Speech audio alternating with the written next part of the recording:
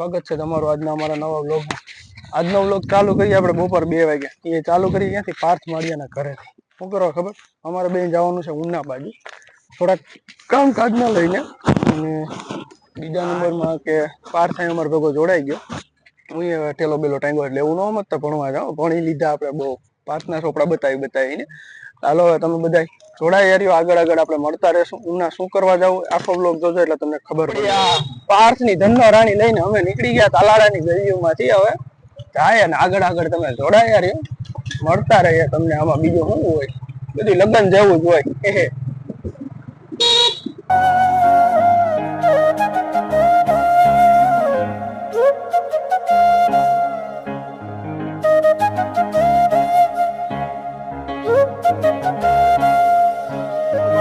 વીરા આજે આપણે ઉના જાય એનો જ આખો વ્લોગ જોવાનો છે ને। નીકળી ગયા એને લગભગ અડધી પોણી કલાક જેવું તો થઈ ગયું।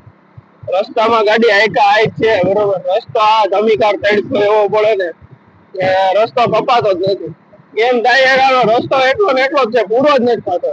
આ ઉના કહીએ ને કઈ હોય છે, અમારે જ્યાંથી તાલાળાથી ઉના હે ને 70-78 કિલોમીટર જેવું લગભગ ઉના થાય છે। સુપર લાઈન મેન પાસે બે ગાડી હાથમાં લઈ લીધી, ઉડી જતી હતી ને એટલે મેં પહેરી રહી હતી, ઉડતી નથી મારે એટલે।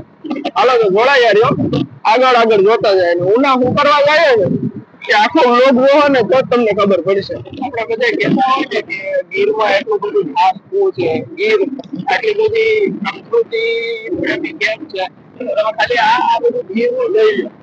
એક ક્ષણ માટે તમને છે ને એમ થઈ જશે તમે સ્વર્ગમાં આવી ગયા।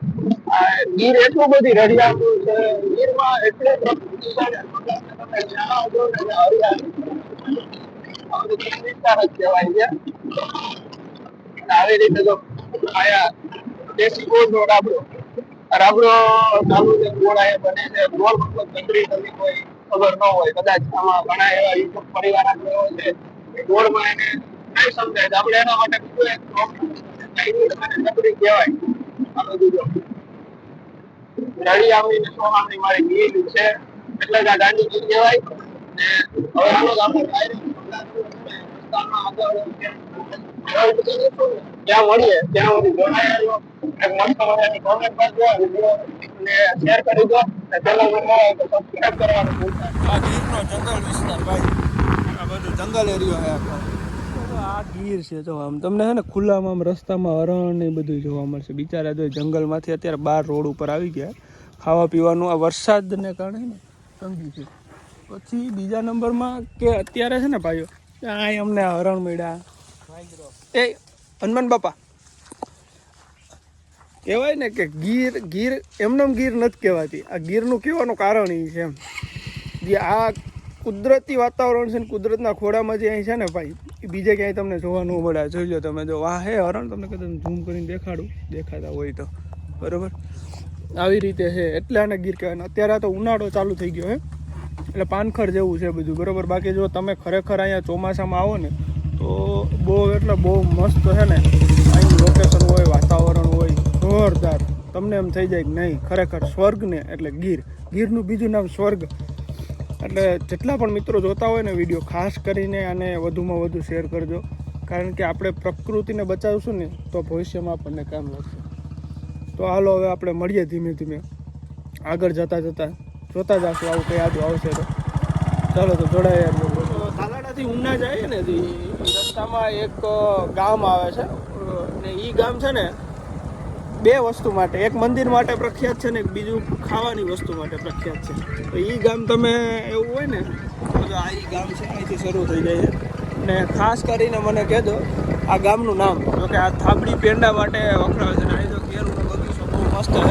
એટલે હવે આ કયું ગામ છે ને એ ખાસ કરીને મને કહેજો, કોમેન્ટમાં કહેજો, જેટલાને પણ ખબર હોય ને એ મને કહેજો। હવે આપણે ડાયરેક્ટ સીધા ઉના જઈને જ મળીએ, ત્યાં સુધી હોલ્ટ હા ટૂંકમાં વ્લોગનો હોલ્ટ આપી દઈએ મને। ઉના જઈને તો ડાયરેક્ટ આપણે શૂટિંગ કરીશું। ચાલો જોડાઈ રહ્યો અને મોજ મજા કરીએ। બાકી ડાયરાને શું છે સારું ને તો વાંધો નહીં, બધાને મોજમાં ડાયરાને રહેવાનું ને આ ગામનું નામ કોમેન્ટ કરવાનું ભૂલતા નહીં ખાસ। મિત્રોને યુટ્યુબ પરિવારને જણાવતા ખૂબ જ આનંદ થાય છે, અતિ ઉલ્લાસ અને આનંદથી હું જણાવું છું।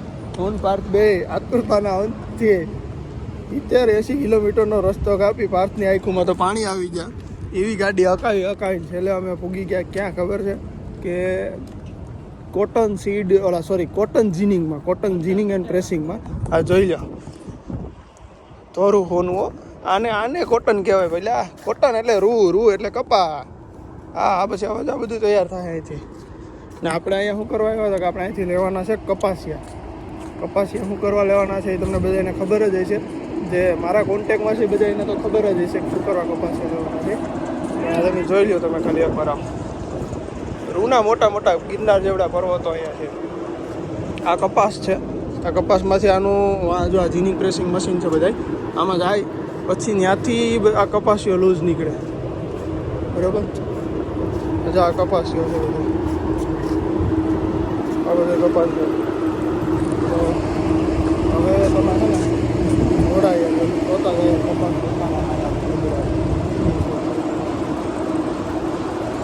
કપાસિયાનું ચાલુ છે.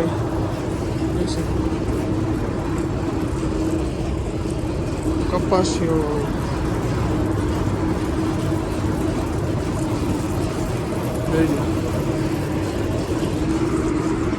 ચાલો જોડાઈ આવી મળીએ તમે આપણે આગળ વાત કરતા જઈએ.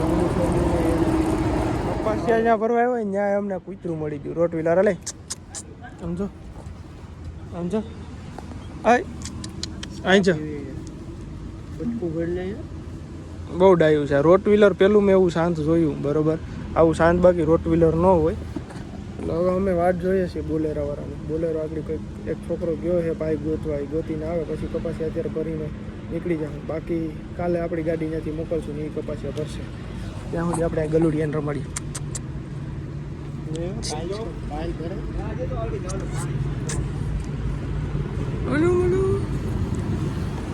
હાલો તો હવે આપણે થોડા આગળ જોતા જાય. આજનો બ્લોગ આપણે આમ ચાલુ જ રાખીએ.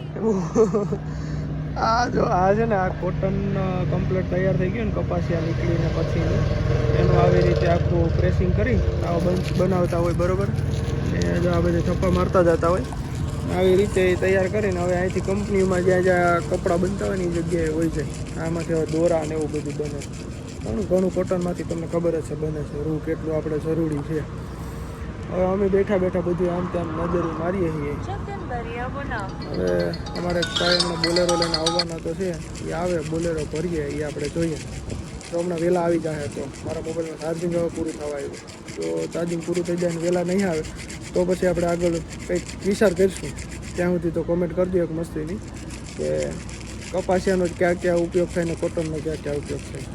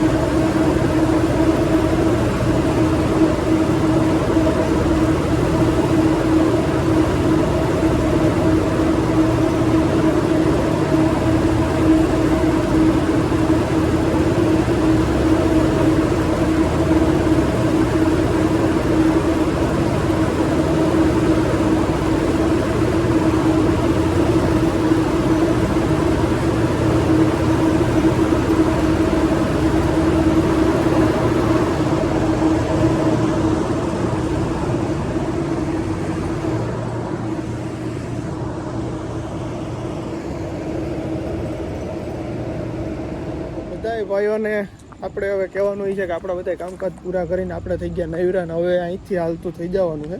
કપાસિયાની ગાડી ભરાઈ નહીં તો નીકળી ગયા ક્યાંની, પણ અમારે બીજા કામ હતા ને એ કામને લઈને અમે થોડા કંઈ રોકાઈ ગયા હતા. એટલે એ કામ પૂરા કરાવીને આગે એવું ન વિચાર કે મોઢે મૂંગો શું કરવા બંધ. આપણે ડાકો વેળા નહોતા કરવા ગયા, ઠંડી લાગે છે ને એટલા માટે બંધ. અમારે થોડોક વ્લોગની ક્લિપ લેવી હતી ને એટલે મેં ઉતાર્યો છે બરાબર રૂમાલ નીચે. ને હવે આજનો વ્લોગ આપણે અહીંયા જ પૂરો કરી દેવાનો છે. તમને આજનો વ્લોગ કેવો લાગ્યો જરૂરથી કોમેન્ટ કરજો. વિડીયો ગમ્યો હોય તો લાઇક શેર ને સબસ્ક્રાઈબ કરવાનું ભૂલતા નહીં. ને બીજા નંબરમાં કે ક્યાંક ક્લિપોમાં મારો અવાજ વધઘટ કપાતો હશે ને એવું થતું હશે, કારણ કે આ ઇક્વિપમેન્ટનો ને મશીનરીનો ને રોડનો ને રસ્તાનો બધો અવાજ આવતો હતો, એટલે થોડુંક એડજસ્ટ કરી લેજો, બરાબર. ક્યાંક કોઈક ક્લિપોમાં હશે એવી રીતે કપાતો હોય છે.